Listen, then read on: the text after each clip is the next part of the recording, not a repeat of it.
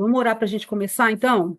A minha internet aqui está bem ruim, então se ela travar, se vocês congelar a imagem, alguma coisa, vocês avisam, tá bom? Para eu poder reiniciar aqui, que está bem complicado hoje.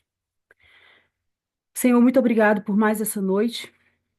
Obrigado pelo teu amor sem fim e a tua misericórdia que é nova sobre nós cada manhã. Nós nos apegamos à tua palavra, Senhor, que diz que cada manhã o Senhor renova as suas misericórdias sobre nós. Nós nos apegamos à tua palavra, que diz que o Senhor nos amou com amor eterno. E nós queremos estar cada dia mais perto do Senhor e vivendo cada vez mais próximo da realidade que o Senhor sonhou e idealizou para nós, que o Senhor preparou e que conquistou na cruz do Calvário para nós. Eu coloco esse estudo dessa noite nas tuas mãos, eu peço a direção do Senhor, peço ao teu Espírito Santo que nos ensine, nos guie.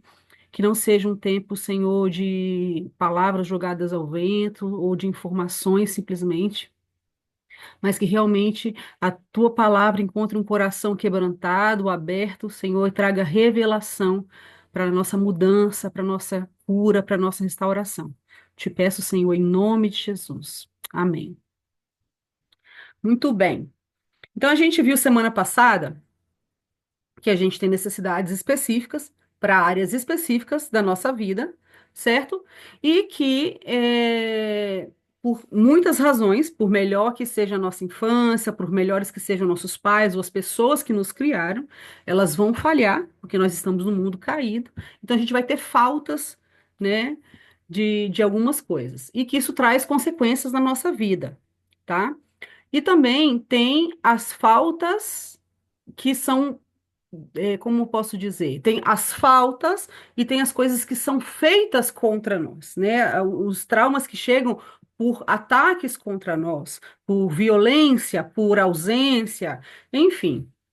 Então, o diabo, ele sempre vai querer afetar o nosso relacionamento com Deus. A ideia é sempre nos afastar do Senhor, porque a essência da morte é estar separado de Deus.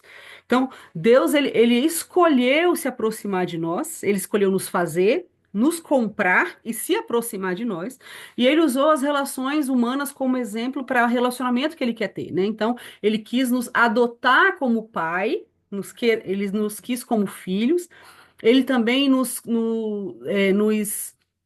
simboliza essa relação como Cristo e a igreja, como um relacionamento de homem, de marido e esposa, né? De relação muito íntima, porque são as relações que nós conhecemos, que nós entendemos. Então a gente tem que saber que a intenção do diabo sempre vai ser afetar isso. Ele sempre vai querer distorcer a imagem de Deus para nós. E a gente viu que as figuras de autoridade que deveriam refletir caráter e amor de Deus incondicional por nós, elas falham. Então elas distorcem essa imagem que deveriam passar, né? Elas quebram essa imagem, elas corrompem essa imagem. Então a arma do diabo principal é a rejeição. É a não aceitação incondicional, é não o amor condicional, senão que a rejeição. E o objetivo principal é tornar a gente órfão, né? A gente sozinho no mundo, jogado no mundo.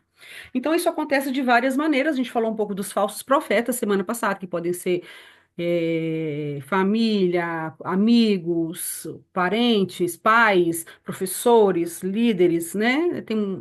Toda pessoa que a gente se submete à influência dessa pessoa pode ser um falso profeta para nós, com atitudes, com palavras, com olhares, enfim, tudo isso. Então a gente tem que saber que a gente vai sofrer isso enquanto estiver na Terra, o diabo vai usar a mesma tática, tá? Ele vai sempre atacar aí. Então, ele vai sempre buscar os pontos frágeis e vai atacar aí. Geralmente usando pessoas que têm peso na nossa vida, que têm influência, que têm importância. Então, o tema principal da cura não é só você resolver as cargas de rejeição que você sofreu, entende? Mas você também manejar para frente, você já saber como o inimigo te ataca, você já saber o que ele quer e se antecipar a isso. Saber que quando alguém te olha estranho, que quando alguém fala certa coisa que te gatilha, você sabe que o seu inimigo não é carne e osso, não é aquela pessoa. É o que traz, o que está por trás dessa pessoa, querendo machucar o mesmo lugar que ele já abriu até distorcer você. Tá certo? Então a gente vive num sistema que é de rejeição mesmo, que é de problema, né? Que é de abandono, que é de comparação, etc, etc e tal. Então a gente tem que aprender a manejar. Isso não vai desaparecer. Isso vai acontecer com muita frequência. Até Jesus voltar, enquanto a gente estiver nesse mundo caído, o inimigo vai usar as mesmas estratégias. Hoje eu queria falar um pouquinho sobre as consequências das falhas paternas. Quando eu falo falhas paternas, eu falo principalmente das falhas do pai, mas também incluo todas as figuras de autoridade. Pai, mãe, tia, avó, quem te criou, se você é filho adotivo, enfim. Quem não tem, quem foi abandonado por pai e mãe, pior ainda, né? Porque eu acho não, eu tenho certeza e eu escuto outras pessoas que são bem mais experientes que eu falar a mesma coisa, que a pior orfandade para tratar é a orfandade de pais vivos, né? Porque se o pai morreu, morreu e não teve escolha. Mas quando um pai abandona um filho, quando um pai é um pai presente, mas ausente, né? Então é aquela sensação constante de que simplesmente essa pessoa não me quer. Eu não tenho importância para essa pessoa. Essa pessoa não está nem aí. Então é uma dor muito pior, muito forte. Mas enfim, vamos entrar aqui no quadro para a gente poder conversar um pouquinho sobre isso, tá bom? Então, o que que a gente vai ver nesse quadro? A falta do pai que é terreno, né? A falha dele, a consequência que traz para a nossa vida e quem Deus é como pai. O caráter de Deus real, não o que está apresentado por esse pai que é falho, tá? Então, por exemplo, se você convive com pais que não conversam, que não têm intimidade, que não têm tempos de mesa, que a gente fala, né? Aquele bate-papo gostoso, de abrir o coração, de escutar, de conectar profundamente. Então você vai ter muita dificuldade de ouvir a voz de Deus, de acreditar que Ele está falando com você, você vai ter dificuldade de falar com Ele. Às vezes muita gente fala assim, nossa, eu tenho tanta dificuldade de orar, e pensa que é demônio, e pensa que é preguiça, mas é porque essa pessoa nunca aprendeu a conversar com o Pai, entende? Eu lembro que eu percebi isso muitos anos atrás, que eu tinha muita dificuldade de falar com Deus, eu tinha mais facilidade de escrever. Mas é porque o período da minha vida, o meu pai foi muito ocupado, então a gente via ele pouco. Ele sempre se esforçou para ser presente, tipo, levava a gente para passear ou para praia. O tempo que ele estava em casa, a gente assistia filmes juntos e tal, mas não tinha tanto tempo de qualidade juntos e dessa conexão mais profunda por causa das ocupações que ele tinha. Então era difícil para mim falar, entende? E era mais fácil eu escrever para Deus.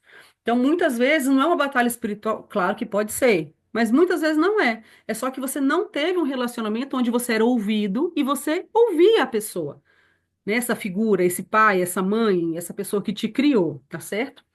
Então, às vezes, bem, eu ainda peguei um tempo onde criança não era gente.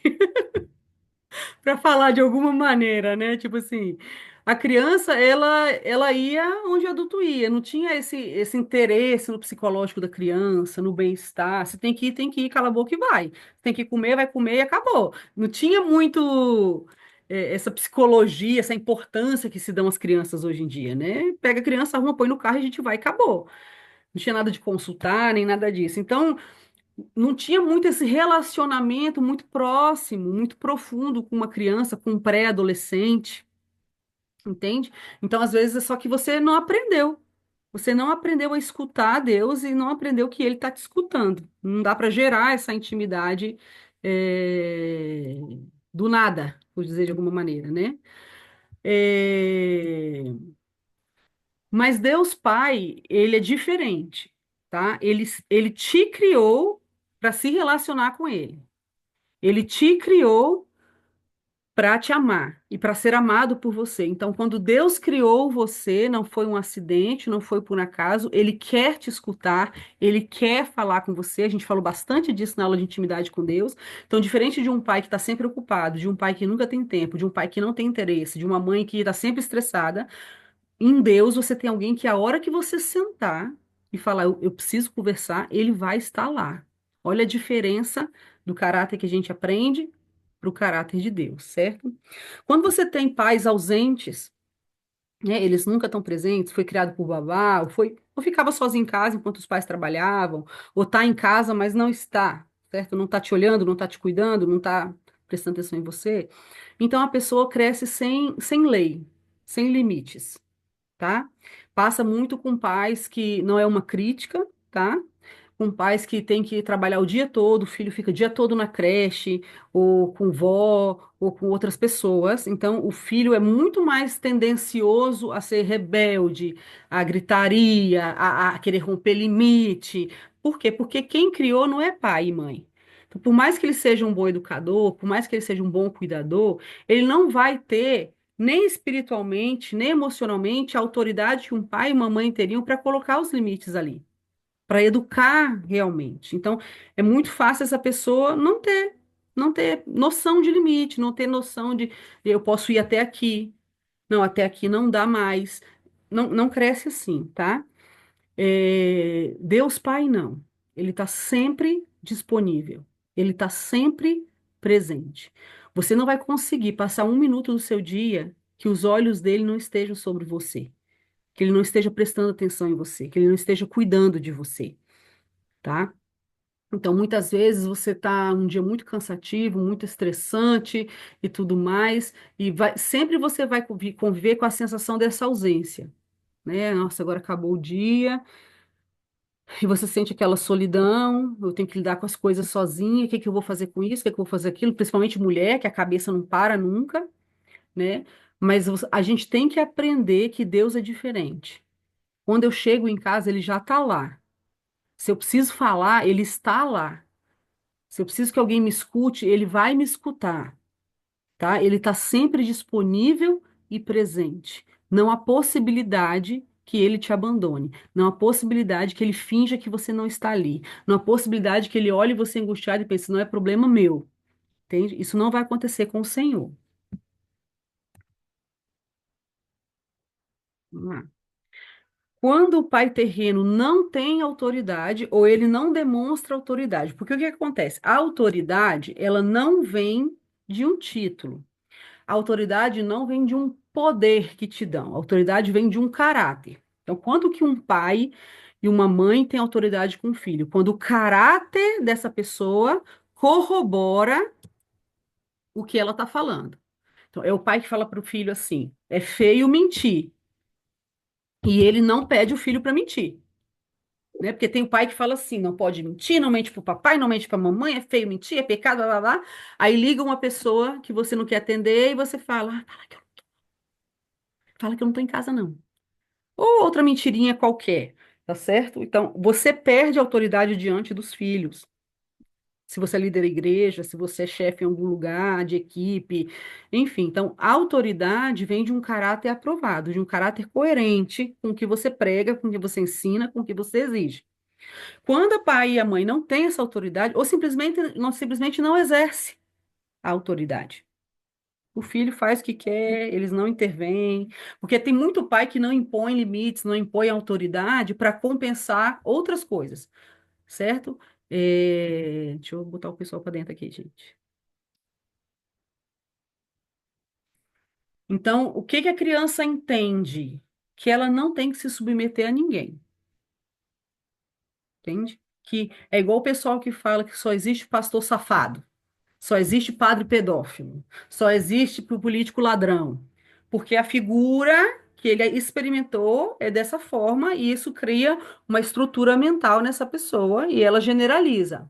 Então, a pessoa que não aprendeu dentro de casa os limites, ela não vai se submeter a ninguém, entende? Vai ser rebelde, vai romper princípios, vai romper limites e vai para outros extremos, entende?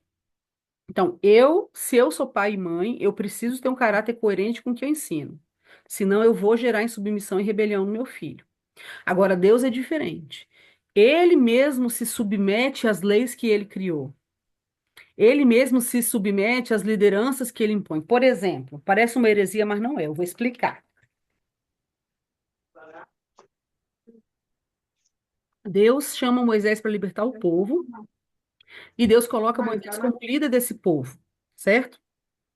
Deus coloca Moisés como líder desse povo. Nossa, só que Deus perde chega um momento que Deus perde a paciência e fala assim: Moisés, deixa eu destruir esse povo.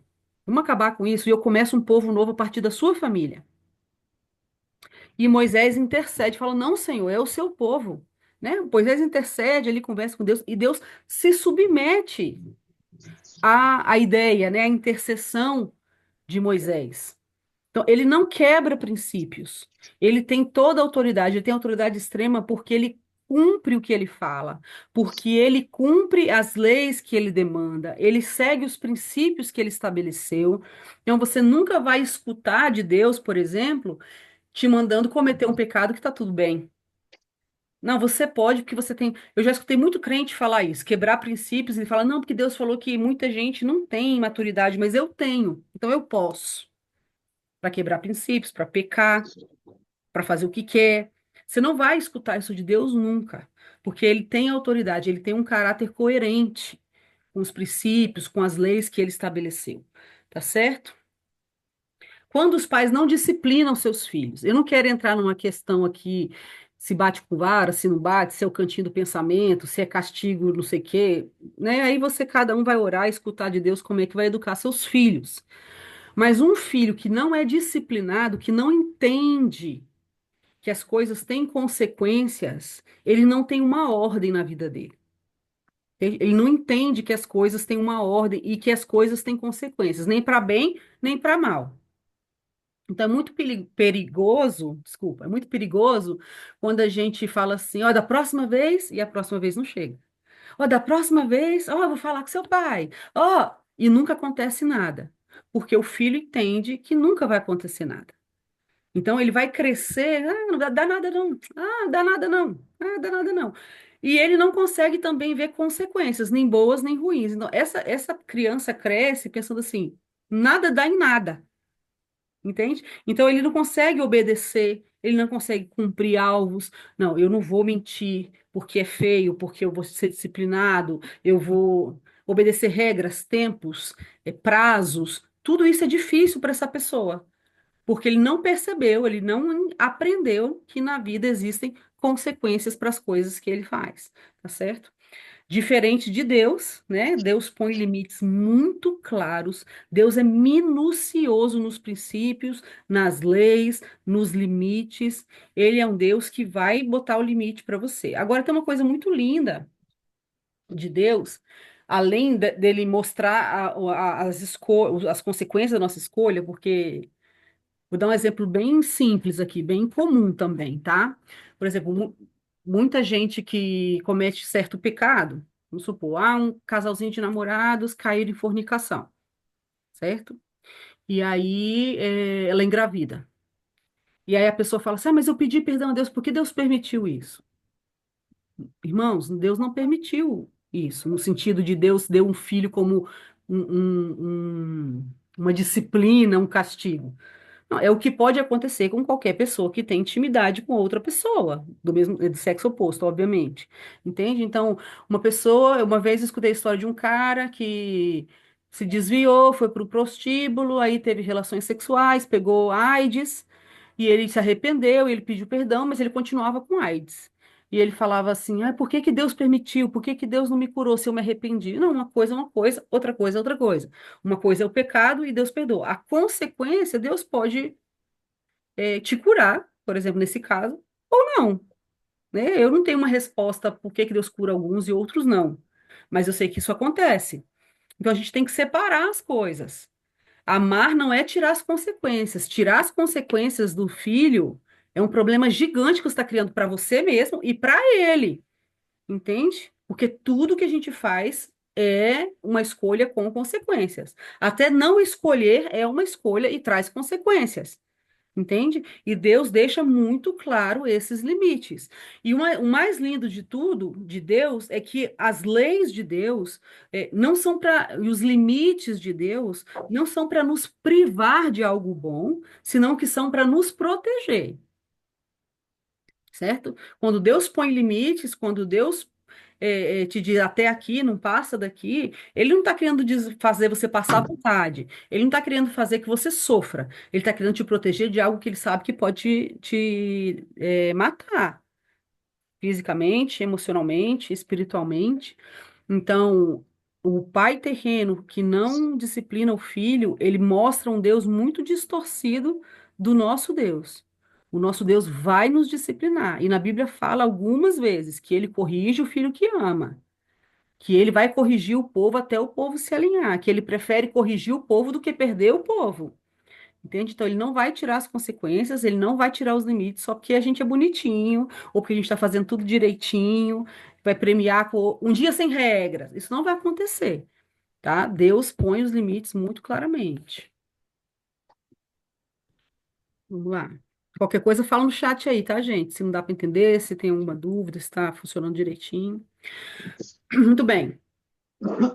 Quando os pais terrenos são muito cruéis, são excessivamente duros, rigorosos, rígidos, isso traz uma quebra no espírito da criança, tá? Ela não consegue conectar com esse pai, com essa mãe emocionalmente. Então, ela tem uma tendência à solidão. Por quê? Porque se a pessoa que naturalmente deveria me amar, deveria demonstrar amor por mim, tem tanta dureza, frieza e distância de mim, eu não vou conseguir acreditar que outra pessoa que vai ter que escolher me amar, vai me amar. Claro, amados, que isso não é um pensamento lógico. Ah, tá. Tô fazendo uma fórmula matemática. A criança vai subentendendo no contexto. Entende? Se um coleguinha, se um professor rejeita, trata mal, tem abuso de autoridade, bullying, alguma coisa assim, ela já está acostumada em casa com essa dureza, ela já está acostumada com essa distância, com essa frieza em casa. Eu penso assim, se meus pais me tratam assim, não é estranho que um estranho me trate assim. Então ela tem essa quebra no espírito, na alma dele, e ele tem dificuldade de conectar com outras pessoas. Eles se sentem sozinhos e tendem a permanecer sozinhos. Eu conheci uma missionária, ela, a mãe dela era missionária na Bolívia, eles são americanos e foram morar na Bolívia e ela nasceu lá. Alguém está com o microfone aberto aí, gente? Você pode fechar, por favor? E o que que acontece? Ela não mamava. E a mãe dela levou ela no médico para ver o que estava acontecendo com ela. E o médico foi acompanhando a história dela. E o médico um dia falou assim: senhora, olha, eu nunca vi isso na minha vida, mas parece que o seu bebê é um bebê suicida. Peraí, gente. Aí. Aí ela falou assim: como assim? Ela falou: o seu bebê não quer viver. O seu bebê parece que não quer viver. Um médico falando isso. E ela foi crescendo e ela foi falando isso, que com 4, 5 anos ela ia para a escolinha, para o jardim, e via as crianças brincando, e ela ficava olhando e pensava, por que eles riem tanto, do que eles conversam, por que eles estão correndo, que graça que tem. E ela foi desenvolvendo uma depressão e tal, tal, tal. E aí ela foi crescendo, entendendo, conhecendo o Senhor, e aí ela foi descobrindo a raiz dessa quebra no espírito dela, porque a mãe dela não queria ter ela. Então, quando ela nasceu, a mãe fazia o mínimo, trocava a fralda, dava peito ou mamadeira e ela ficava sozinha quase que o dia todo, no berço, ou numa cadeirinha, ou num carrinho, não tinha apego emocional. E ela fala que a mãe dela morreu. Hoje, essa irmã, essa missionária já tem 78 anos. E ela falou assim: a minha mãe morreu, acho que tem 5 anos. Ela falou: minha mãe nunca conversou comigo. Eu não lembro nunca da minha mãe me chamar para conversar alguma coisa. Se eu chegasse perto dela, ela não tinha nada para mandar eu fazer, ela falava: sai daqui. Entende? Tipo assim, não tinha contato nenhum, não tinha conversa, não tinha riso, não tinha abraço, nunca recebeu o abraço de mãe, da mãe, nunca recebeu o carinho da mãe. Então, uma rigidez muito grande, é os afazeres e nada mais. Então, gera esse quebre, esse quebranto, isso não é em português, não é assim, quebrantamento, né? Essa quebra no espírito da pessoa que é muito difícil ela acreditar que é amada. Muito difícil ela acreditar que ela é aceita, que realmente as pessoas desfrutam dela, restabelecer conexões. Então ela tende a ficar sozinha, ela não consegue perceber, não é nem consciente, certo? Enquanto Deus Pai é extremamente doce.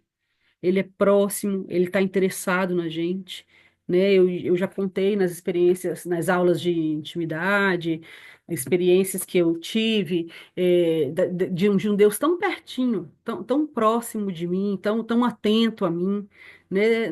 Me dando essas experiências substitutivas, que meu pai foi ausente nisso, mas ele não. que minha mãe foi ausente naquilo, mas ele está ali. Então, a gente tem esse Deus que está muito interessado em mostrar para você que ele é diferente desse referente, dessa referência humana. Ele está muito interessado em mostrar quem ele é. Que você tire os gatilhos, que você tire as caricaturas que foram formadas em você e perceba quem ele é de verdade, né? Ele é próximo, ele é doce, ele é interessado, entende? Uma coisa linda de Deus quando Elias é ameaçado por Jezabel e ele foge, né? E ele entra ali, muita gente diz que num estado depressivo. Eu não sou profissional, mas que ele estava mal, ele estava. E é muito lindo o que Deus faz com ele. Deus deixa ele dormir, depois Deus acorda ele, dá comida para ele e deixa ele voltar a dormir. Né? A gente está num mundo onde todo mundo é tão proativo, tem que estar fazendo, fazendo, acontecendo, e Deus fala assim: descansa. Eu sei que você está ruim, está mal, tudo bem, dorme aí, descansa, toma seu tempo. Né? Deus é muito lindo. Então, por isso que eu falo, a liderança de Deus, a paternidade, a liderança de Deus é muito mais sobre relacionamento do que sobre comando. Né? A gente é muito focado na estrutura igreja, na estrutura célula, na estrutura tem que funcionar, tem que. Não, Deus é de mesa. Você vai ver na liderança de Jesus muito mais mesa do que púlpito, muito mais compartilhar a refeição e conversar na mesa do que estar ensinando numa sinagoga. Porque esse é o Deus que ele veio apresentar, esse pai pertinho, esse pai que observa, esse pai que entende. E isso é muito lindo. Quando você vive num ambiente com pais que têm disciplinas muito exageradas, o menino quebrou um copo, surra de vara, 3 dias sem sair do quarto, coisas injustas, assim, desmedidas, sabe? Você gera, ou você foi gerado, né? Foi gerado em você muita insegurança, uma pessoa muito temerosa. Eu lembro de uma obreira que eu convivi aqui, que ela, derramou um pouquinho de água aqui. Ai, que estúpida que eu sou, que idiota! Eu ficava assim. É claro que ela não aprendeu isso sozinha. É claro que ela escutou isso. Tem uma amiga muito querida que ela era muito ativa, assim, muito agitada, trabalhava o tempo todo sem parar, sem parar, sem parar, sem parar. E um dia ela falou que ela lembrou que o pai dela não deixava ela descansar. Então, às vezes, depois do almoço, quando ela era pequena, criança, ela deitava para tirar um cochilinho de 10 minutos e ela não conseguia relaxar, porque se o pai chegasse e visse ela descansando, ia corrigir ela e ia botá-la para trabalhar. Então, ela associou que descansar tá errado, tá mal, não posso parar, não posso ficar parada, não posso descansar. Entende? Então, ela ficava o tempo todo temerosa de alguém ver ela deitada, de alguém ver ela sem fazer nada. Isso é só um exemplo dentro disso daqui, tá? Isso pode ser em várias áreas. Mas então, quando a pessoa é disciplinada exageradamente ou injustamente por coisas pequenas, às vezes, ou coisas que ela fez sem querer, coisas que ela não sabia, porque a gente tem que saber, amados, que desobediência e erro são coisas diferentes. Uma coisa é um filho fazer algo errado sem saber. Tá? É igual, por exemplo, tem uma historinha que o pessoal sempre contava do filho que o pai comprou um carro novo, maravilhoso, suou para comprar, e o filho via que o pai alisava aquele carro, todo fim de semana passava um monte de coisa, e aí o menino quis fazer uma surpresa pro pai e lava o carro todinho com bombril, né, com esponja de aço. Isso é um erro, é horrível, mas é um erro. A criança não sabe. Você tem que disciplinar o coração da criança quando ela desobedece, ela sabe. E ela escolhe fazer o mal. Deus é assim com a gente. Quando a gente erra, a palavra fala que ele não leva em conta o nosso tempo de ignorância, mas também fala que a gente é destruído pela falta de conhecimento. Então, tipo assim, enquanto eu não sei, ele não vai me cobrar isso, mas isso pode me destruir, porque ainda que eu não sei, eu posso estar num erro que vai me matar. A gente tem que separar as coisas. Então, se você tem filhos pequenos e você precisa corrigir os seus filhos, tenta separar um erro de uma desobediência consciente. Porque para Deus isso também é diferente. É diferente você errar por algo que você não sabe, e ele vai te ensinar, e se tem consequências, você vai passar por elas. do pecado, que é algo que eu sei que é errado e eu quero fazer, tá? Enfim, voltando para cá, são parênteses. Então, quando eu sofro essas disciplinas muito rígidas, muito extremas ou muito injustas, isso gera na criança esse temor, essa insegurança. Ela está sempre o tempo todo procurando no que ela errou. Há pouco tempo eu conversei com a menina sobre isso, que ela tem uma memória do pai, tipo, sendo olhando para ela com reprovação, mas nunca disse o que ela tinha feito.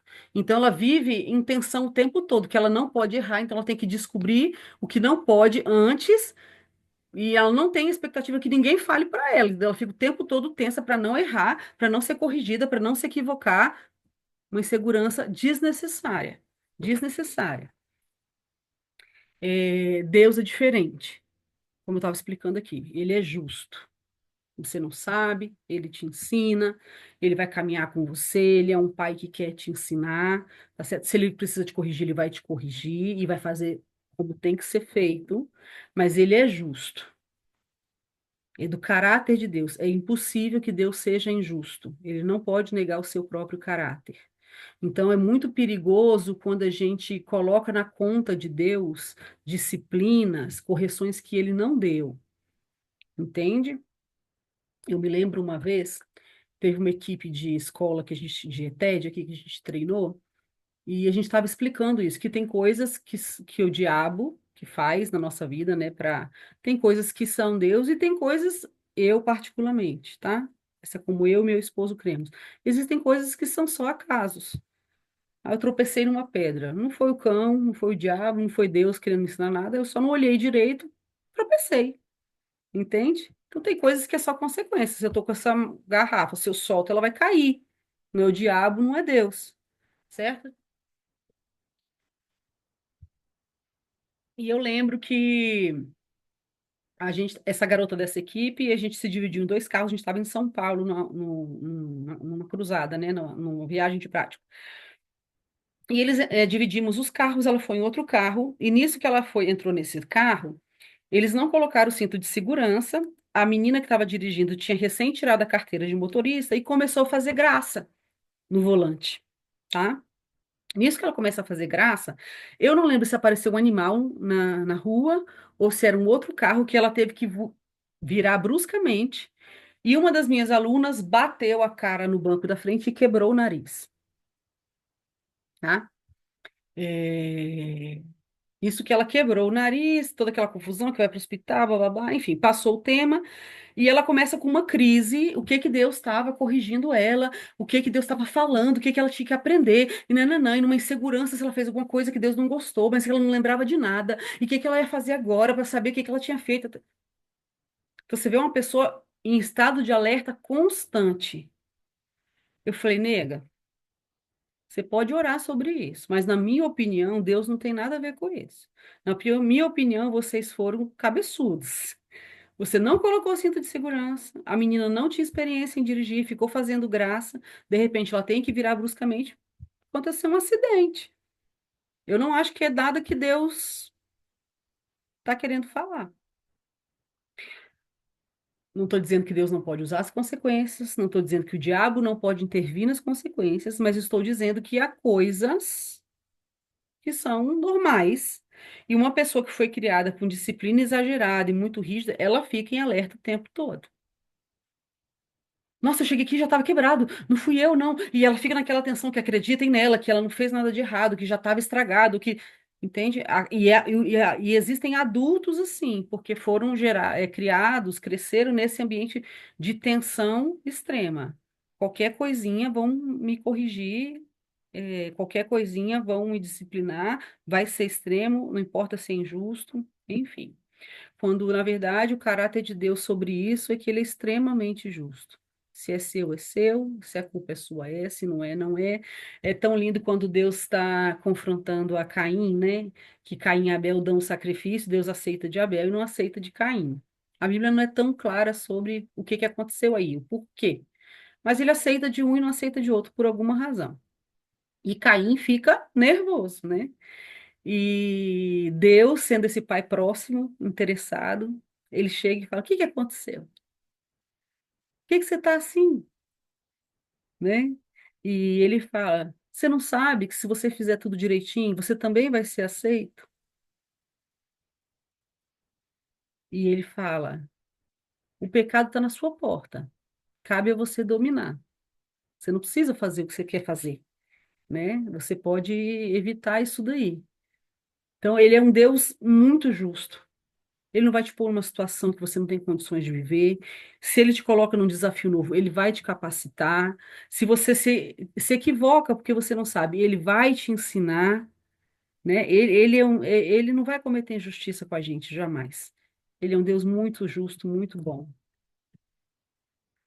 Quando você tem pais terrenos que quebram as promessas, que não cumprem a palavra, você não pode confiar na palavra deles, né? Aquele típico, na volta a gente compra e não compra nunca, depois eu te dou e nunca chega, né? Eu lembro quando eu era pequenininha, eu tenho uma tia que é muito próxima de mim, a Kelly. A gente cresceu junto praticamente, a diferença de idade é muito pequena.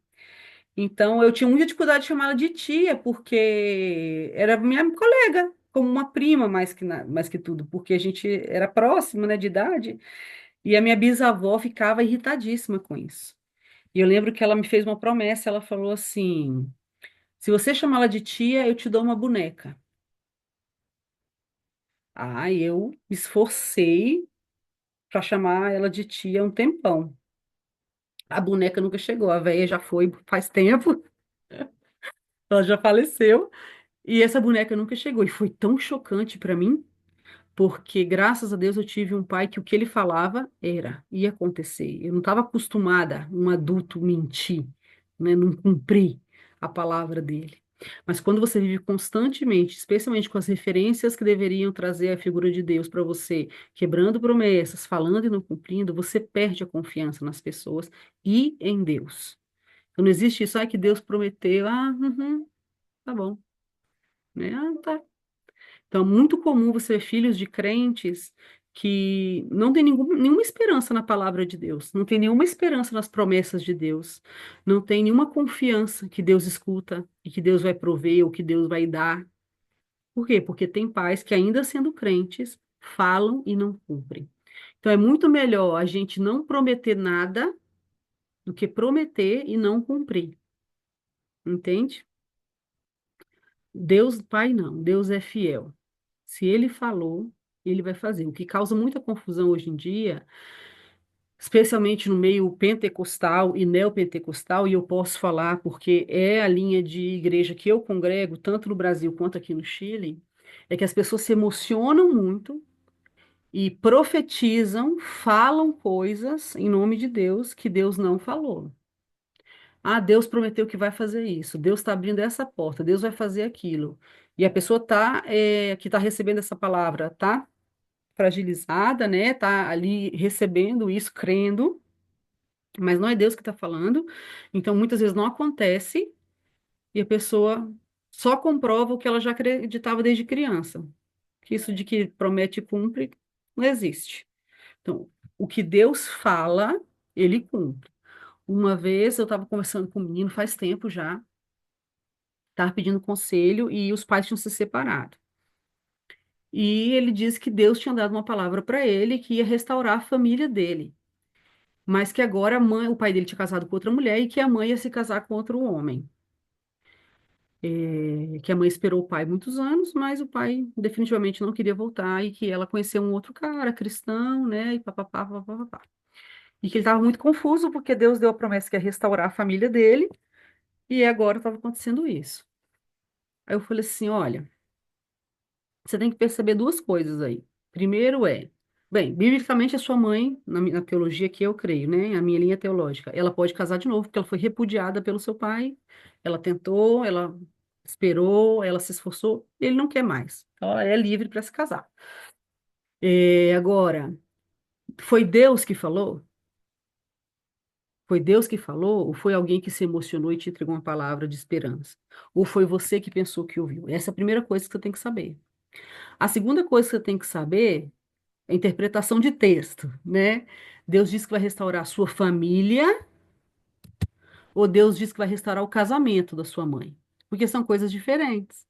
Restaurar a família, restaurar as relações, que a família não fique dividida, que tenha um bom relacionamento entre os seus pais, que vocês possam visitar o pai, que possa ficar com a mãe, com o pai, sem ter briga, sem ter mal-estar. Restaurar o casamento é outra coisa. O que que foi que Deus prometeu? Restauração da família ou restauração do casamento? Eu nunca tinha pensado nisso. Então, tem muitas coisas que a gente põe na conta de Deus como promessa que ele não cumpriu, que ele nunca prometeu. Ou ele falou uma coisa, a pessoa entendeu outra. Entende? Eu podia contar uma série de exemplos aqui de pessoas que escutaram Deus, mas não souberam interpretar o texto. Entende? Elas não entenderam o que Deus falou, elas trouxeram o que Deus falou para o contexto que elas queriam resposta. Então aí vai parecer que Deus não é fiel. Mas ele é, o que ele disse, ele vai fazer. Quando a gente tem pais e mães que têm um espírito muito crítico, cobrança excessiva, tudo tem que ser muito perfeito, tudo muito certo, tudo muito no lugar, né? Aquela coisa bem estruturada. Então, a gente cresce com uma busca exagerada pela aceitação. A gente vai se amoldando do jeito que pode para ser amado e aceito por alguém. Só um minutinho. Bem-vinda, Lidiane. Não tem problema não. Simbora. Então a gente começa a buscar que nos aceitem. Eu faço o que for preciso para que a pessoa goste de mim, para que eu seja aceita num grupo, para que eu seja valorizada, para que me considerem. Perfeccionismo. Então Deus não espera de nós perfeccionismo. Quando Deus fala para a gente ser perfeito, é caminhar na luz que Ele vai dando para a gente. A gente já falou sobre isso na aula de intimidade com Deus, sobre a santidade humana. O que que é nossa santidade? É ser guiado por Deus e caminhar, né, obedecendo ao que ele vai falando. Então, se ele começa a falar, você está sendo fofoqueira, segura sua língua, e eu seguro minha língua, eu estou caminhando em santidade, vou me santificando. Compra e pague. Não atrase, não compre mais do que você recebe do seu salário, ou seja o que, seja o que for. E eu caminho em obediência, eu estou andando em santidade. Então, ser perfeito não é ser perfeccionista. Ser perfeito é ser excelente com as forças e as condições que você tem. No que eu tiver que fazer para Deus, no que eu tiver que fazer na minha vida, eu vou fazer o melhor que eu posso, tentando não pecar contra ninguém, nem contra Deus. Agora, o perfeccionismo é essa busca exagerada para que nada saia do lugar, para que tudo esteja perfeitamente. Isso aí vão entrar em libertação, porque isso abre uma porta para um espírito de controle muito grande, entende? A gente não deve e nem tem que controlar nada. A gente tem que andar na paz de Deus. Eu fiz minha parte. Se o outro não fizer, não é problema meu. Deus vai honrar a minha parte, vida que segue. Então, não é perfeccionismo, é ser perfeito, caminhar na luz que Deus vai me dando, tá? Agora, Deus, diferente desses pais que são muito críticos, que cobram muito, Deus é um pai que sabe exatamente os nossos limites. Deus vai, ele vai saber até onde você consegue ir. Então, eu estava pensando outro dia, passei uma semana bem cansada, assim. E tava naquele, não, porque eu tenho que ir, tenho que fazer. Aí eu parei. Eu lembro do Elias sempre, irmãos. Falei, não, eu vou dormir, eu vou descansar. Fiz o almoço, dormi, acordei e fiz o que deu. Não estou falando de coisas comprometedoras, coisas que só dependem de mim. Estou falando de responsabilidade. Eu estou falando da gente respeitar o limite, entende? Estou falando da gente. Se Deus, lá em Salmo 103, fala que Ele sabe, Ele conhece a nossa estrutura, Ele sabe que nós somos pó. É a gente, às vezes, que esquece. A gente quer abraçar o mundo inteiro, a gente quer fazer de tudo o tempo todo. Que horas que descansa? Que horas que eu tenho tempo com a minha família? Que horas que eu faço nada com a minha família? Né? Que horas que a gente fica junto, todo mundo piocado aqui na cama, fazendo nada? Ou assistindo alguma coisa, ou comendo alguma coisa gostosa, ou conversando fiado. Então, tipo assim, é a gente que esquece que a gente tem limite. Deus não. Porque nem tentação Deus permite que venha maior do que a gente possa suportar. Então, ele sabe exatamente quais são os nossos limites e ele não vai colocar a gente em situações que ele não possa nos ajudar. Agora, quero abrir um parênteses aqui para explicar. Sempre que Deus te der um sonho, um projeto, um ministério, sempre vai ser maior que você. Para você saber que não depende de você, que é só por Deus. Entendeu? Isso não quer dizer que você tem que morrer por isso. Entende? Isso não quer dizer que você tem que ter uma estafa mental, que você tem que perder sua família pelo propósito. Quando o propósito é maior que você entende que você tem que depender de Deus e não fazer mais do que você consegue. São coisas completamente diferentes. Entende? Então, Deus me deu um sonho de trabalhar, não sei, com mulheres que sofreram violência sexual, psicológica, física, blá, blá, blá, blá. Meu Deus, é muita coisa. Eu preciso estudar, eu preciso ter um lugar, eu preciso ter um dia, eu preciso ter aquilo. Vai ser sempre maior do que você. Mas você vai ter que respeitar o seu limite. Então, Deus vai colocar pessoas para te ajudar, Deus vai te ajudar a levantar os recursos. É depender dele, não se matar pelo propósito. Já morreu alguém pela igreja que foi Jesus. Você não precisa morrer pela igreja. Você não precisa morrer pelo propósito de Cristo. Ele já fez isso. E Deus respeita isso, né? Eu contei aqui agorinha mesmo a história de Elias. E Elias fala: eu quero morrer. Senhor, eu não aguento mais. E Deus fala assim: tá bom, só faz mais uma coisa, então. Unge Eliseu, depois eu te levo. Né? Então Elias vai mais um pouco, unge Eliseu e treina ele, e Elias vai-se embora. Então, Deus entende e respeita também nossos limites. Ele não quer que você morra pela igreja. Jesus já fez isso, ele vai respeitar isso, tá?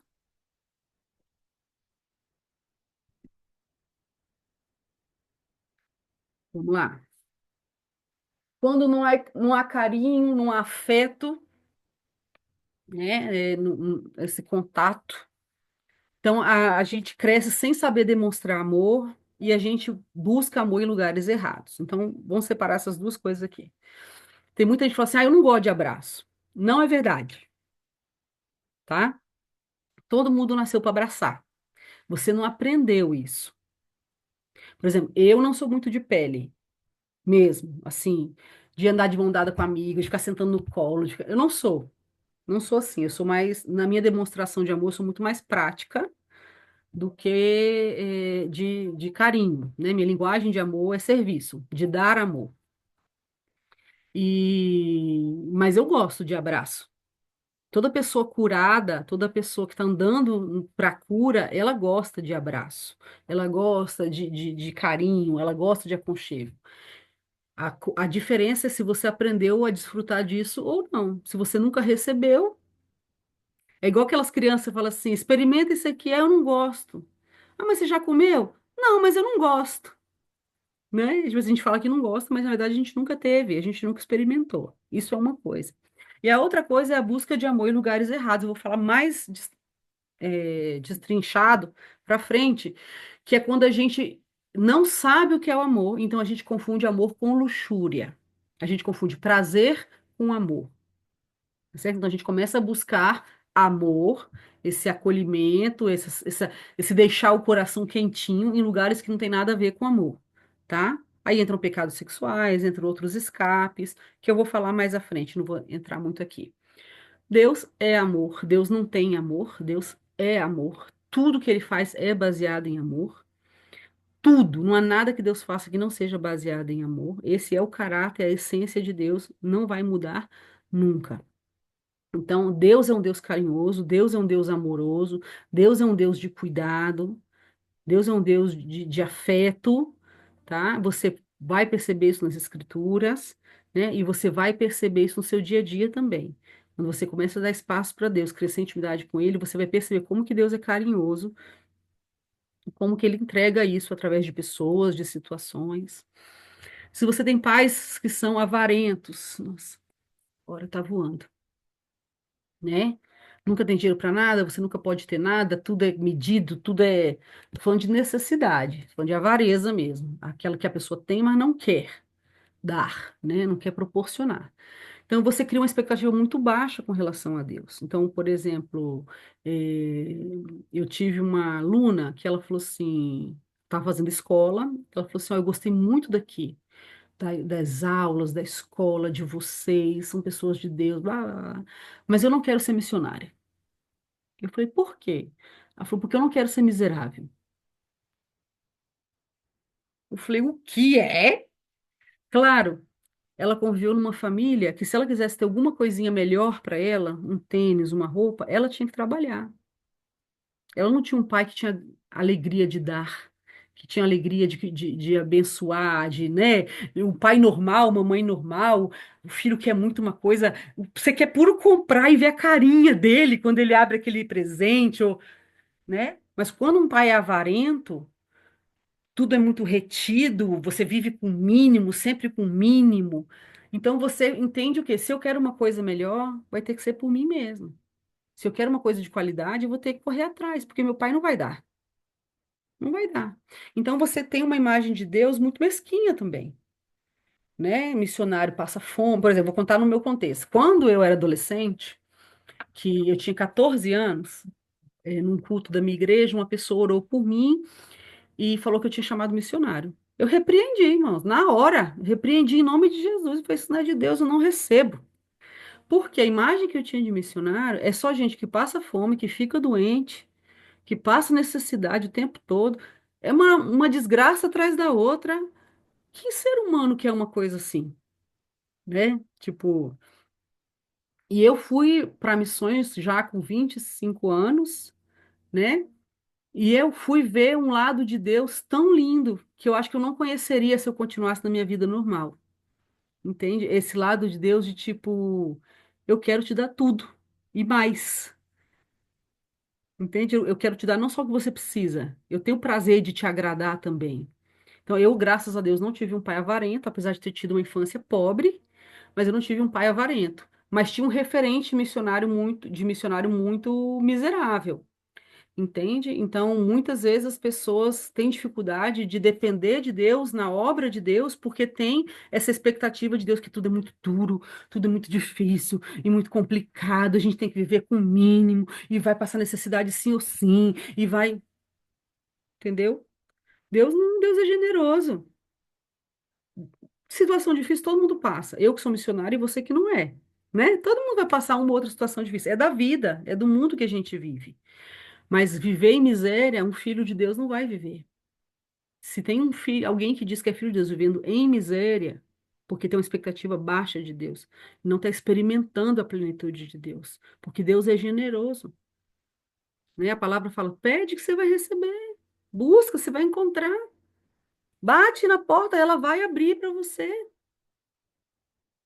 Então, a gente tem que ter maturidade para separar o que é necessidade, para separar o que como é que é a palavra? Não é manha, mas tipo manha, né? Eu sei de história, por exemplo, de uma missionária que queria desistir de ser missionária, porque ela não aguentava mais viver como miserável, porque ela não estava conseguindo comprar o creme hidratante importado que ela gostava. Uma coisa, outra coisa, outra coisa. Deus pode dar o creme importado para ela, mas não ter o creme. Entende o que eu estou falando? Então, tudo depende do referente que eu cresci aprendendo, da referência que eu tive, entende? Se eu tive um pai abundante, que não foi miserável, que não foi avarento, essa é a imagem que eu vou ter de Deus. Não, meu pai vai me dar, meu pai vai cuidar de mim, meu pai vai me ajudar, né? Meu esposo morre comigo porque eu tive um pai nesse assunto de provisão, de dar o melhor dentro das possibilidades dele, assim, excelente. Então, eu não tenho medo de nada. Com relação a finanças, eu não tenho medo de nada. Eu estava até conversando com a Rose um tempo atrás, porque eu tive um problema no dente e tive que fazer um tratamento. E aqui é muito caro. Ah, eu já falei para vocês que aqui tudo é muito caro, né? Então, o tratamento era muito, muito caro. Eu falei assim, meu Deus. Aí comecei a orar com quem eu podia compartilhar o desafio, que quisesse me ajudar, me apoiar financeiramente, blá, blá, blá, blá, blá. E eu estava conversando com a Rose sobre isso.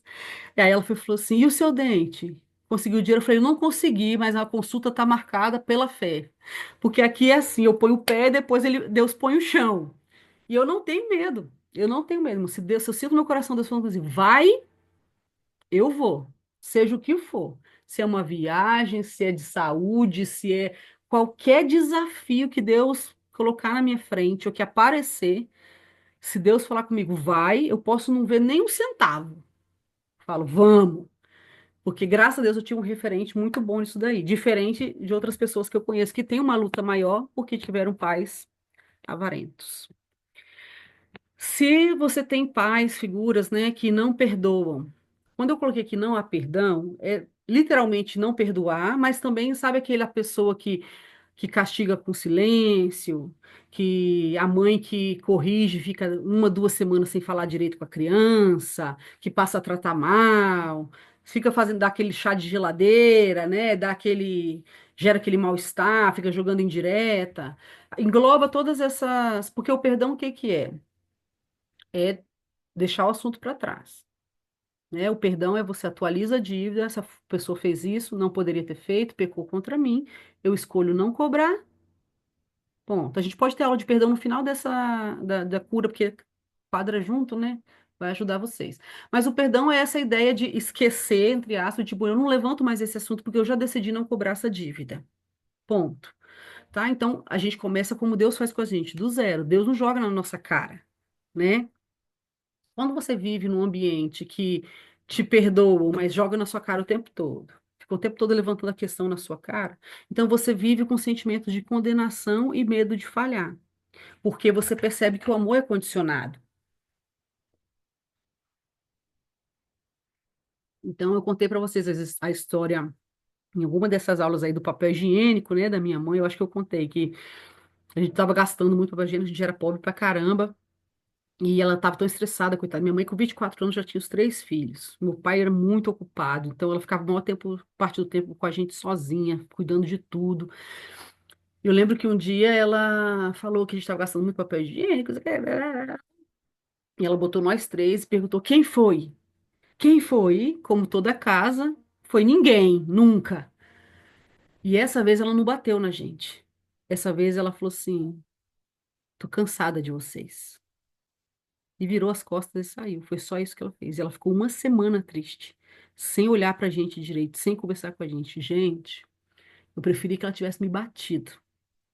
Porque naquele momento ali, muito infantil, né, de uma forma muito infantil, eu percebi que estava por um triz perder minha mãe, o amor da minha mãe. Claro que não era a verdade exatamente, mas foi como eu recebi a informação.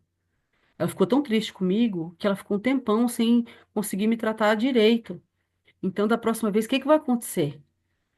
Né? Eu fiquei com aquela culpa dentro de mim, eu fiquei muitos dias preocupada e cresci muito com esse medo de decepcionar minha mãe, porque se acontecer, claro que depois de adulto você não pensa que ela vai embora, mas o medo fica ali ainda, né? Inconscientemente você fica assim, não, deixa eu fazer isso para minha mãe, tadinha, né? Não, deixa eu ou para meu pai, ou para minha avó, ou para quem seja, porque tem meio que uma chantagem emocional ali, meio que inconsciente, às vezes consciente, mas enfim. é, Então a gente fica sempre naquela assim, se eu falhar de novo, o que que vai acontecer, né? Essa tensão, esse sentimento horrível. E Deus não é assim, né? Se você peca e abandona, você não pode nem falar com Deus mais sobre isso, porque ele apaga as nossas transgressões.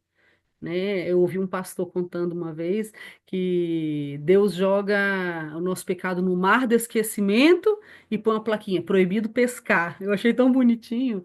Então, se você errou, não importa qual pecado foi, e você pediu perdão, você não pode, você não vai conseguir falar mais com Deus sobre isso, porque ele já apagou. Então, você não vai viver com Deus sempre com esse sentimento de estar devendo. Sentimento, se eu cair de novo, vai ser a 10ª vez que eu erro, o que que ele vai fazer? Não. Ele vai começar sempre do zero com a gente. Ele vai sempre recomeçar como se nada tivesse acontecido. Porque é assim que ele é. A gente vai sempre ter oportunidade. Enquanto a gente respirar, ele vai apagar e vai recomeçar. Ele vai apagar, ele vai recomeçar com a gente.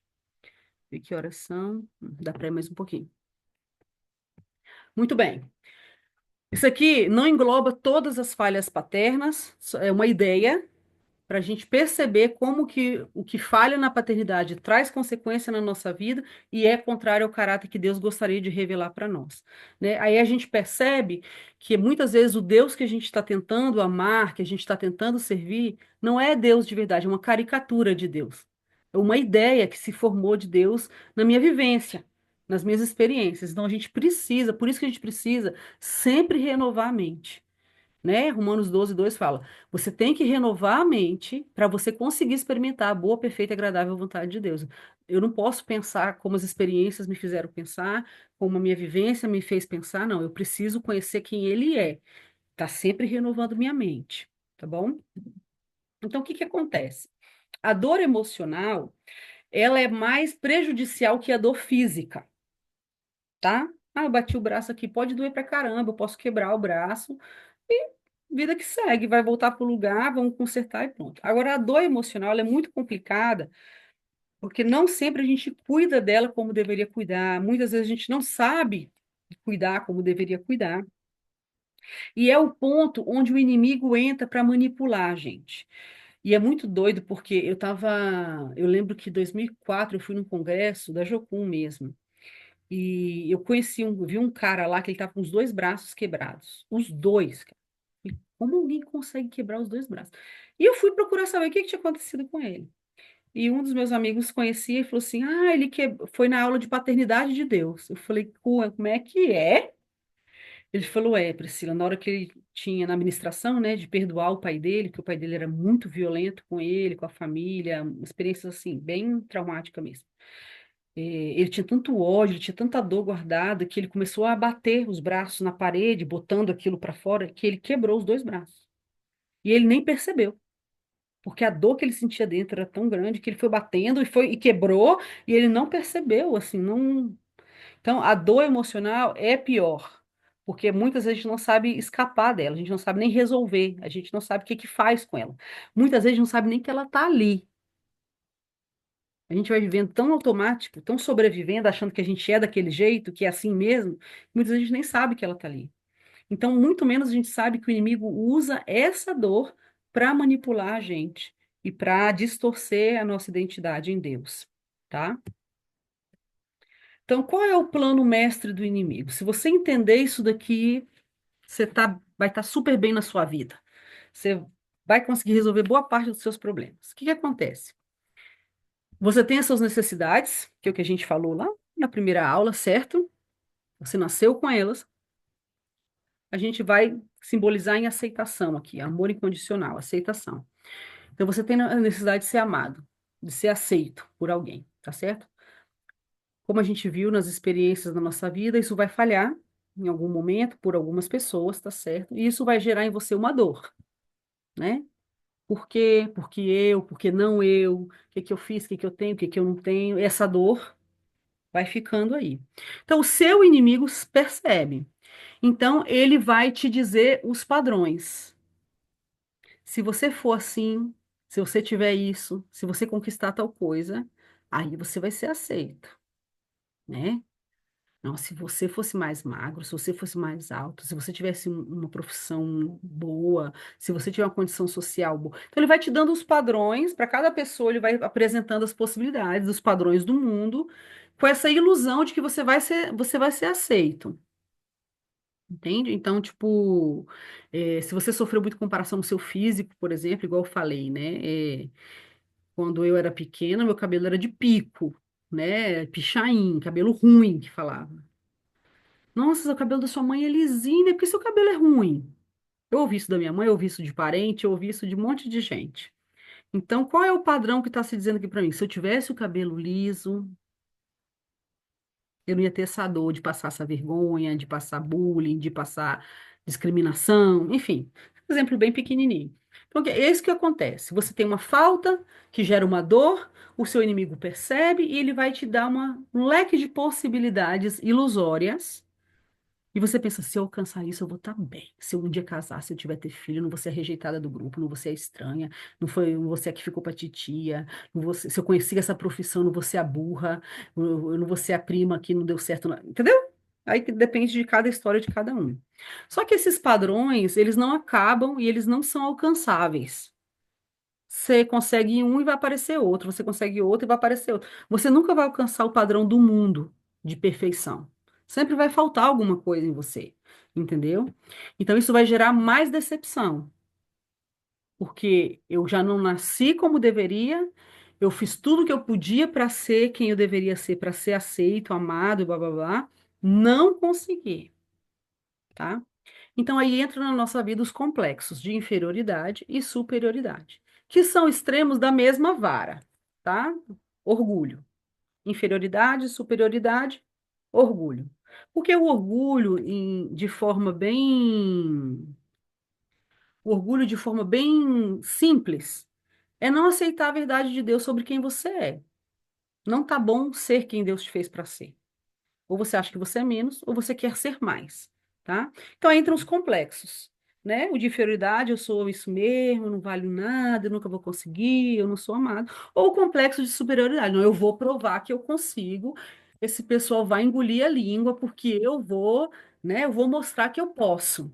E a gente gosta muito desse perfil, porque não sei se você se identifica, mas a gente gosta dessas histórias, desses livros, desses filmes que a pessoa é escorraçada, que a pessoa é humilhada, e ela desaparece, depois ela volta poderosa por cima da carne seca. A gente gosta porque alimenta o nosso orgulho também, né? Esse sonho de ser, por fim, aceito e reconhecido pelas pessoas, né? Mas no fim das coisas é orgulho, entende? É orgulho de não aceitar quem eu sou, de achar indiretamente ou inconscientemente que o que eu sou não é suficiente, tá certo? E aí a minha carência aumenta. Então, esse é o plano do inimigo. É pegar as faltas que você teve e botar na sua cabeça que é algo que você não pode ou você não tem. Te apresenta estratégias ilusórias de que se você conseguir, vai dar tudo certo, você vai por fim se sentir pleno e amado e aceito. Você não vai conseguir esse standard, né, esse padrão, e aí você cai no complexo, ou de inferioridade ou de superioridade. Tá certo? Então, o inimigo vai trabalhando calculadamente no mesmo lugar para deixar você envergonhado, tão distorcido ali que você não consiga mais lembrar qual era o original, né? Então, não é incomum. Por exemplo, aqui, às vezes, a gente recebe adolescentes no verão, né, de 15 a 25, no seminário de verão. E às vezes a gente conversa com os pais, fala, eu queria mandar meu filho tá muito estranho, e tal. Meu filho era tão doce, hoje ele tá tão rebelde. Minha filha era tão generosa, hoje em dia ela é tão mesquinha. Eu não sei o que aconteceu. Aconteceu tanta coisa aí que os pais não sabem. Tanta coisa. O inimigo já golpeou aí, já bateu tanto até que distorceu essa pessoa, tá bom? Então ele vai gerando complexo, vai gerando trauma, e isso vai mudando a gente. E o inimigo vai explorar essa ferida. Ele vai explorar essa dor aí, tá? Então, o que que ele oferece? Uma aceitação para você chegar nos padrões dele, e quanto mais você luta para isso, mais você perde a guerra, porque você está entrando no jogo dele. Entende? Então, eu não estou aqui para agradar o mundo, eu não estou aqui para agradar as pessoas, eu não estou aqui para agradar o diabo, eu não estou aqui para servir o reino do mundo. Então, se eu entro no padrão do mundo ou não, é indiferente para mim. Entende? Se as pessoas escolhem me amar ou não, qual o problema disso? O problema é que gatilha uma dor que já está e que não foi suprida por Deus. Eu já sofri a rejeição lá atrás, Deus ainda não conseguiu entrar totalmente para suprir isso, então cada vez que eu sofro rejeição aqui, isso me gatilha. E eu volto a sofrer, volta a doer. Entende? Então o problema não é a rejeição em si, mas o que ela está gatilhando lá de trás, que ainda não foi suprido por Deus. Então a gente começa a lutar com esses padrões inalcançáveis, o diabo continua golpeando com a rejeição, a nossa carência vai aprofundando e a gente vai distorcendo a nossa personalidade. Por quê? Porque eu começo a me acomodar ao ambiente, a mudar quem eu sou para ser aceito por essa pessoa, por essa igreja, por esse grupo de pessoas, as pessoas desse trabalho. Então, eu vou tirando a minha autenticidade, eu vou desrespeitando a minha estrutura e vou me moldando às outras pessoas, vou mudando quem eu sou para eu ser aceito, para eu conseguir amor, para eu conseguir aceitação. Entendeu? Eu começo a desenvolver uma série de mecanismos que não são o meu desenho original, mas eu me adapto para doer menos, para eu não ser rejeitado mais, tá? Então é aqui que o inimigo entra colocando a gente contra Deus. Talvez você é muito crente e você nunca tenha falado, Deus, por que que o Senhor fez isso? Né? Mas a gente fala assim, ai, por que que eu nasci assim? Por que que eu não sou assado? Por que que meu nariz não é assim? Por que que a minha orelha... Você não está dizendo diretamente, Deus, por que que o Senhor fez isso? Mas indiretamente é o que você está falando. Não está bom. O que Deus fez não está bom, né? Então a gente começa a colocar faltas, culpa em Deus pelas faltas que a gente não tem com relação ao sistema do diabo. Por exemplo, eu estava conversando com as minhas filhas outro dia, né? Falando sobre inteligência, aí, porque fulano é inteligente. E aí a minha filha, uma das minhas filhas falou assim, não é assim que se mede inteligência. Como assim? E elas começaram a debater sobre isso. E aí a gente entrou no sistema escolar, tá certo? Porque no sistema escolar, as pessoas não respeitam o tipo de inteligência que uma pessoa tem. Tem gente que aprende fazendo, tem gente que aprende olhando, tem gente que aprende. A gente tem formas diferentes de aprender as coisas. Cada ser humano tem. Então, na escola, todo mundo é obrigado a sentar, a escutar, geralmente, né? Então, muita gente ali que é muito inteligente, mas não aprende daquele jeito. Então, ela não vai atingir o padrão da escola, mas é uma pessoa extremamente inteligente. Então, trazendo isso, por exemplo, que eu quero dar aqui, é tipo assim, Deus fez você perfeitamente dentro do plano para o que ele desenhou para você. Mas o inimigo te mostra um mundo onde você não se encaixa. E aí você começa a ficar nervoso com Deus, chateado, porque você não encaixa no mundo do diabo. Você não percebe que você está perfeitamente feito para o mundo de Deus, para o reino de Deus, que é invisível, mas que é real. Ele existe, já está. Então a gente começa a sofrer por não se encaixar nas coisas que Deus nem sequer quer para nós. Senão quer uma proposta do inimigo para você. Entende? Então você vê crente casando por interesse, por causa do padrão do mundo, crente que deixa de ser algo que Deus está colocando no coração dele para ser outra coisa porque dá mais dinheiro, porque ele está pensando no standard do mundo. A gente não entende que essa vida não é a única vida. Amados, essa vida que a gente está vivendo aqui é uma parte muito pequena da nossa vida. Eu tenho que plantar nessa vida aqui o que eu quero colher na eternidade. Então, se eu gasto muito tempo com o sistema do mundo, eu não vou ter nada para colher na eternidade. Eu não vou ter. Então, o reino de Deus, ele não é feito de fronteiras físicas, de palácios físicos, ele é feito de pessoas. Então, se você pensa com a cabeça de Deus, né, com a mentalidade de Cristo, você vai lutar muito pouco pelo que não tem do mundo.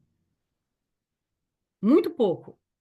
Porque você sabe que essa vida vai passar muito rápido e você precisa pensar na eternidade. Então, eu preciso entender que padrões eu quero seguir, de Deus ou do mundo. Estava conversando com um amigo meu outro dia, né? Falando de uma pessoa que eu tive uma dificuldade. E eu falei assim, cara, eu gosto de relacionamento com baixa manutenção. Esses relacionamentos que você tem que estar provando o tempo todo que você gosta da pessoa, que você respeita a pessoa, que você ama a pessoa. Isso é muito cansativo, cara. Essas pessoas são um poço sem fundo. E elas não vão viver com você a partir do caráter que você revela para elas. Elas vão viver a partir de como elas se sentem naquele momento. Então não tem fim. Não tem fim. Mas o que que é isso? É uma carência, uma insegurança de uma falta não suprida e que Deus não conseguiu entrar. Entende? Tendência a uma dependência emocional, o outro tem que me responder, o outro tem que estar comigo, o outro tem que fazer junto comigo. E a dependência emocional já é outro tema, mas que é muito presente nos crentes. Então, qual é a vida que eu quero viver? Eu quero viver a vida para ser aceito nesse mundo, eu quero viver a vida para ser conhecido por Jesus no último dia. Quando ele vier buscar a sua igreja e olhar para mim e falar: Ei, Pri, entra aqui para o gozo do meu pai. Eu não tenho como viver nas duas coisas, amado. E um dos grandes conflitos que muitos crentes têm, tristezas e decepções com o Senhor, são por coisas que são padrões desse mundo. Não tem nada a ver com Deus. Deus não se equivocou, é só ela que quer viver no padrão errado. E é aí que o inimigo entra com tudo mesmo. Ele entra para explorar essa dor aí com tudo. Então começa um ciclo de auto-menosprezo. Eu não sou suficiente, eu não consigo, eu não sou tão inteligente, né? E eu passo a viver lutando para ser aceito. Então, eu deixo de ser transparente, eu deixo de ser o mesmo, eu deixo de ser humilde, ser sincera, para ser um personagem que vai ser aceito, né? É aquela pessoa que pode estar morrendo de medo, mas finge que está tudo bem. É aquela pessoa que nunca sonhou com um relacionamento assim, mas para não perder essa pessoa, ela finge que está tudo bem. Gente, eu fico muito passada com as coisas que eu vejo. Teve uma vez, não é gente do Brasil, não, aqui do Chile. Eu estava passeando com as minhas filhas e um casal de amigos com os filhos deles. E uma irmã me liga. Eu preciso conversar com alguém, meu casamento está acabando, Priscila, me ajuda. Tá, tá, tá, tá. Eu falei, "Ah, irmã, agora eu não posso. Eu estou no meio da rua, né? Era um parque até, não dava nem para escutá-la direito. Eu falei, mas quando eu chegar em casa ou amanhã, não sei que horas eu vou chegar hoje, enfim, a gente entra em contato, papapá. E ela falou que estava bem mal mesmo no casamento dela, assim, bem. Tudo bem. Não passou uma semana, amados. Não passou uma semana. Ela colocou uma foto dela com o marido dela e um texto tão lindo, tão romântico na internet. Aí eu falei, gente, essa aqui não é a mulher que ia separar? Aí eu entrei no Face para ver o nome e era mesmo, a mesma pessoa.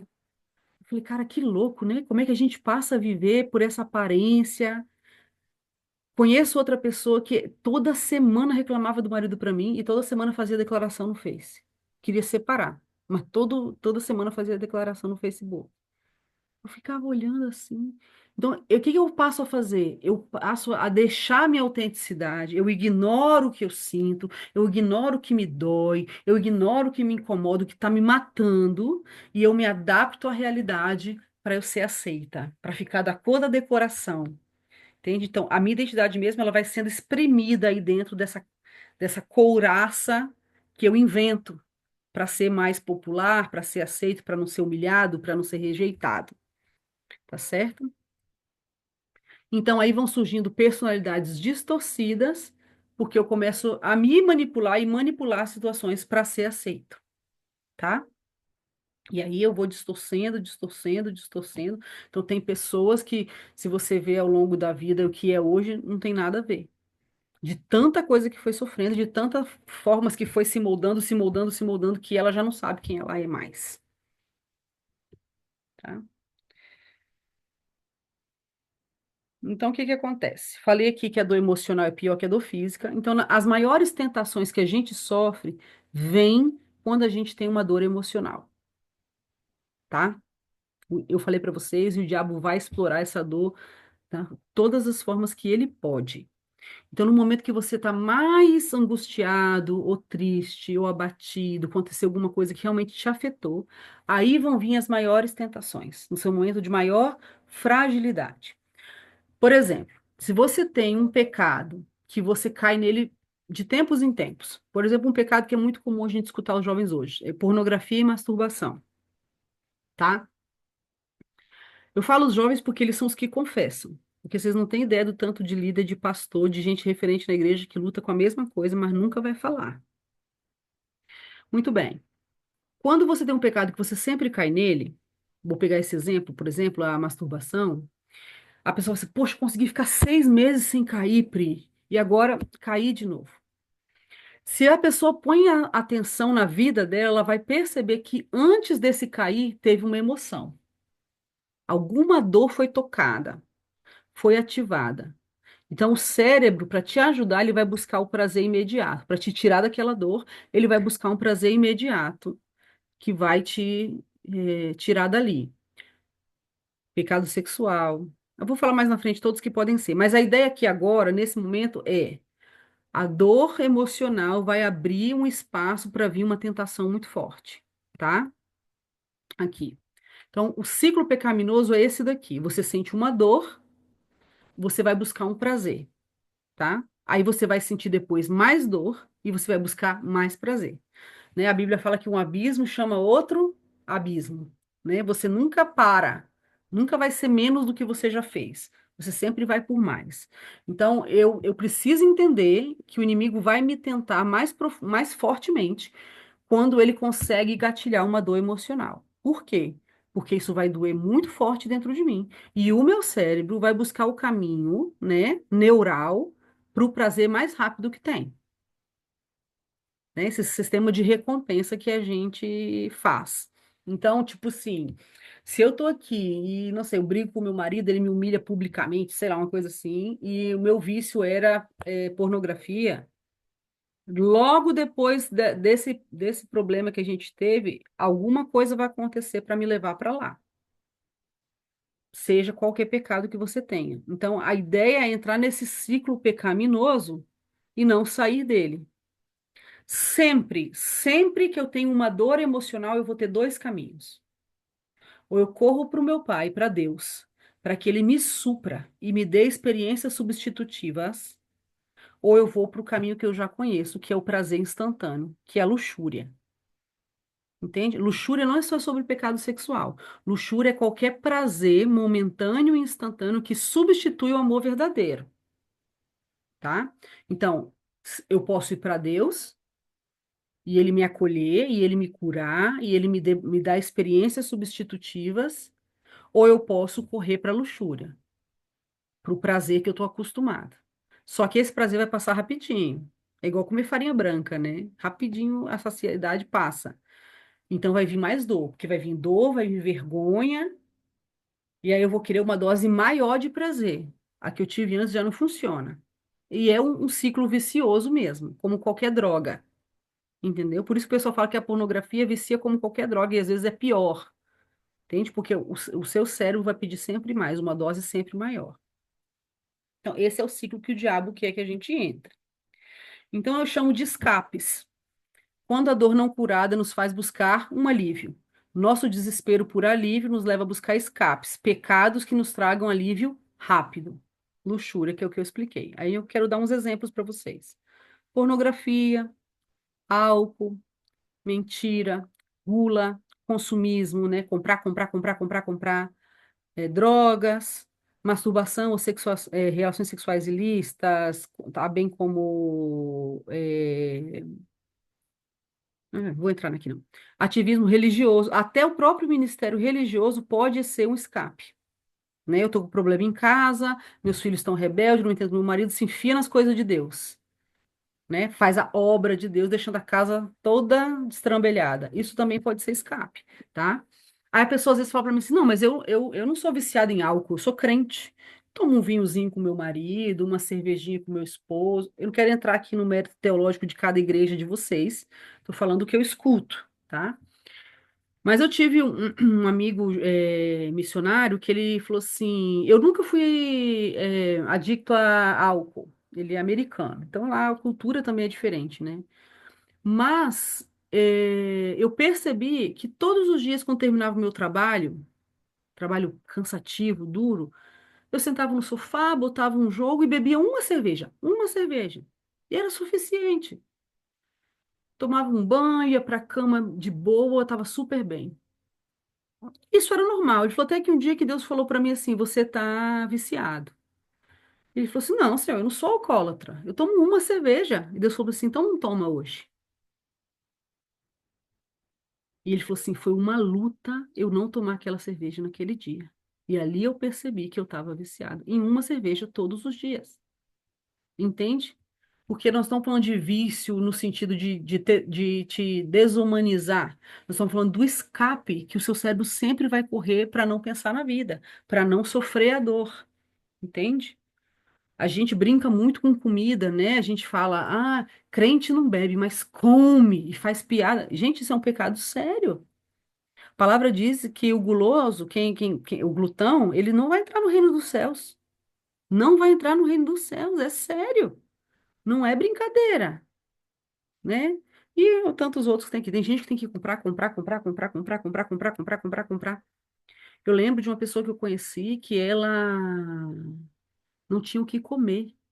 Não tinha, já tinha cortado a luz da casa dela, porque por falta de pagamento, iam cortar a água da casa dela, ela não tinha comida, mas ela foi na loja do bairro, né, que faz essas continhas, põe no caderninho, e comprou roupa e sapato novo, porque Deus me livre ela repetir roupa no fim de ano, na igreja. Isso é consumismo, isso é escape. Tem um problemão acontecendo, eu não quero sofrer isso, eu não quero pensar nisso, eu não quero que doa, eu não quero resolver isso agora, e eu vou correr para alguma coisa que me dá alívio, entende? É escape, é luxúria. Então, tem muita coisa que, em sua essência, não seria pecado. Comprar uma roupa, servir um ministério, comer uma comida gostosa, por exemplo, tomar um vinhozinho com seu marido. Mas quando isso vem sempre para fugir de uma dor, aí ele deixa de ser só um prazer e começa a ser um pecado e um escape. Então, quando você tem uma dor emocional, não vive na correria da vida, não. Para com Deus. Fulano falou comigo e me doeu. Por que que me doeu? Por que que me incomodou? E se você sente essa ansiedade de ir para algum dos escapes, você não vai. Você vai parar e você vai pensar e você vai buscar o Senhor. Porque a gente não é animal que vive por instinto. Isso é o que o diabo quer de nós. Eu sinto e faço, eu sinto e faço, eu sinto e faço. Não, eu sinto, eu penso, eu levo para Deus e eu resolvo com Deus. Tá certo? Vou terminando aqui. Então, amados, ninguém sofreu mais injustiça e rejeição que Jesus. Ele é o nosso exemplo, né? Ele foi rejeitado, ele foi humilhado, ele foi exposto. Como que ele resolvia isso? Porque ele foi gente, ele foi 100% gente, ser humano. Então, como que ele viveu tudo isso e não pecou? A resposta está aqui, olha que lindo. A forma que Jesus lidou com a rejeição, perdoando e entregando a Deus, o qual, quando o injuriavam, não injuriava, e quando padecia, não ameaçava, mas entregava-se àquele que julga justamente. Então, nesses dias de aula, a gente vai ter, se você realmente é intencional com as classes, com as aulas, você vai ter muitas lembranças dolorosas de muita gente que pecou contra você, literalmente, que te afetou, que falhou de alguma forma. Então, a gente tem que aprender com Jesus a reconhecer o que foi e entregar ao justo juiz.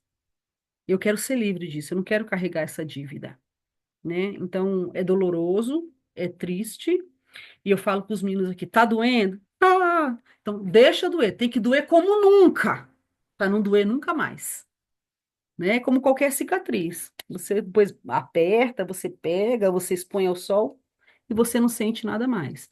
Mas eu preciso deixar doer, né? O princípio da escola de aconselhamento de Jocum é abraça a sua dor. Eu tenho que reconhecer que esse incômodo está aí. Eu tenho que sentir, eu tenho que dar nome para ele e eu tenho que entregar para Deus. Então, o Espírito Santo vai te trazer memórias, vai te trazer situações que vão ser dolorosas e talvez você vai ter que chorar mais de uma vez, mas depois não vai precisar mais, tá? Então, a gente está aprendendo primeiro o que afetou a gente vai ver as consequências e depois a gente termina como é que resolve isso, tá bom? Então, o tema não é só superar as cargas que a gente já viveu, mas aprender a manejar vitoriosamente as que vão vir ainda, porque vão vir. Eu vou ser proativo na minha vida, não vou deixar a vida me levar. Eu vou determinar como vai ser a minha vida. Eu e o Senhor vamos viver a minha vida plenamente e da forma que tem que ser. Então, hoje eu já consigo perceber certos padrões que o inimigo me ataca e não me afeta mais, porque eu já sei o que está por trás disso daí. A gente tem que chegar num ponto de saber as nossas fragilidades para a gente não ser pega de surpresa, porque o inimigo vai usar mais ou menos sempre a mesma estratégia. E muitas vezes as mesmas pessoas, tá? Muito bem, eu vou parar aqui. Semana que vem a gente vai entrar na manipulação, nas personalidades distorcidas, vai estar bem interessante também, tá bom?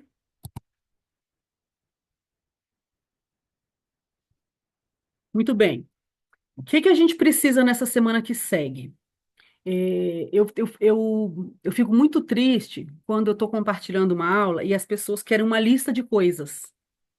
Faz isso, faz isso, faz isso, faz isso, faz isso e pronto. Então, não é 7 passos para a cura, não é 12 passos para a plenitude. Não. É a sala de tratamento do divino, entende? É gastar tempo mesmo, amados. É não economizar lágrima, é não ser orgulhoso. Ah, mas já passou. Ah, mas isso aí já foi, né? Ah, isso aí, isso não existe. Eu quero contar uma experiência pessoal aqui. Ano passado eu fui para o Brasil de férias e aproveitei de fazer um curso sobre depressão com o COT, lá no Sul, né? E uma das sensações que eu tinha de toda a vida, porque eu sempre fui muito curiosa sobre essa coisa de cura interior, porque como tinha as coisas que não resolvia nunca, eu comecei a ficar impaciente. E eu não sou muito teórica, eu sou muito prática. Ou funciona ou não funciona. Então, se eu estou com Deus, é porque o evangelho funciona. Eu não consigo acreditar em nada que não funciona na prática, entendeu? Então, eu tinha essa sensação que eu era uma adulta, uma mãe de família, né, missionária, líder de uma base missionária, mas que havia pontos específicos em mim que eram muito infantis ainda, muito imaturos. De alguma maneira, algumas situações que aconteciam trazia essa criança de volta e eu me sentia perdida. Eu me sentia abandonada. Eu sentia que ninguém estava me escutando. Isso era muito doido. E eu conversava com as pessoas e ninguém sabia me explicar. Muito bem. E nesse período que eu estava aí, eu fui por uma razão, né? Eu queria ferramentas, eu queria entender coisas, mas eu também queria ser tratado por Deus e tudo mais. E Deus me trouxe uma lembrança. Olha que loucura. Eu lembro, eu devia ter 2 anos, 2 anos e meio, porque eu tenho 2 anos de diferença com meu irmão, tá? E eu tenho essa lembrança, eu sempre tive essa lembrança clara, mas nunca tinha conectado as coisas. E eu estava num momento de ministração lá nesse curso, e essa lembrança veio na minha cabeça, que a gente morava num barraquinho na frente da casa da minha avó materna. Eu lembro que eu estava dormindo na cama dos meus pais, meu irmão estava no berço do lado, ele era recém-nascido, bebezinho. E eu acordei e vi que não tinha ninguém ali, já estava anoitecendo, e eu fui tentar abrir a porta do quarto e a porta estava trancada por fora. Só que eu não sabia que era por fora, a porta estava trancada. E eu me desesperei, que eu chamava minha mãe e ninguém escutava. Eu gritava, gritava, gritava, gritava, gritava, gritava, chorava, chorava, chorava, e ninguém me escutava. E eu lembro que eu subi no berço do meu irmão para tentar abrir o trinco. E foi quando eu vi que o trinco estava aberto, que era por fora que estava trancado, eu não ia conseguir sair. E eu lembro que eu me desesperei tanto nessa ocasião que eu fiz xixi nas calças, de tão desesperada de estar presa ali, sem ninguém adulto perto de mim. Não sei quanto tempo eu fiquei gritando ali. Por fim, a minha mãe veio, e me viu daquele jeito, me levou para perto dela, me banhou, me limpou, enfim. E foi tão traumático, essa situação que eu lembro até a novela que estava. Porque estava todo mundo na casa da minha avó assistindo novela. Na minha casa não tinha televisão. Ai, nem lembro mais agora o nome. Mas enfim, eu lembro da cena e tudo mais. Junto com isso, eu fui lembrando outras situações onde eu fui esquecida, entende? Ou que minha mãe não escutou eu chamar, coisas assim. E Deus foi me levando nessas circunstâncias. Eu tenho 44 anos, amados. 44 anos. E eu lido com consequências de traumas, às vezes involuntários, que passaram na minha vida, porque é óbvio que a minha mãe não queria que eu passasse por isso. Entendeu? É óbvio. Só que eu luto com consequências dessas coisas. Eu posso fingir demência e achar que eu sou assim e passar o resto da vida assim. Mas eu percebi na minha vida que dá para viver melhor. E Deus quer fazer isso, entende? E foi muito lindo, porque eu tive um momento de ministração com um senhorzinho e uma irmã, e depois eu fui para a aula. E na aula estavam outros obreiros que eu nem conhecia, entende? E não sabiam de nada disso que eu contei na ministração. E teve a aula, depois da aula teve uma ministração, o tema era até outro, nem era sobre isso. Mas Deus me alcançou muito, e eu chorei pra caramba aí entregando para Deus essa dor, escutando a verdade de Deus, que Ele não me deixou sozinha, que Ele estava comigo, blá, blá, blá, blá. E quando terminou tudo, eu já estava com a cara desse tamanho, eu falei, eu vou no banheiro para pegar papel, né, limpar minha cara. E quando eu tô indo para o banheiro, uma outra obreira, que não me conhecia, que não sabia o que tinha acontecido na administração, nada. Ela me olhou e riu assim e me abraçou. Quando ela me abraçou, ela começou a me ninar, como se eu fosse uma criança. E eu fiquei assim, e ela falou exatamente assim. Ela falou assim: menina de 3 anos, Deus te pegou e ele não vai te soltar. O seu pai tem você no colo e ele não vai te deixar. Tá tudo bem. E ela repetiu: menina de 3 anos, Deus te tem nos braços dele, o seu pai te pegou e ele não vai te soltar. E ela ficou ali meninando, ela recitou o Salmo 131 para mim, né, onde fala que a minha alma é como um bebê desmamado no seio da sua mãe.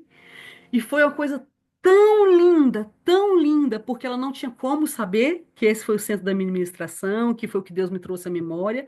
Deus usou ela ali para confirmar que ele estava desatando esse abandono de dentro de mim, que ele me tem na mão dele, firme, ele não vai me soltar, que tá tudo bem.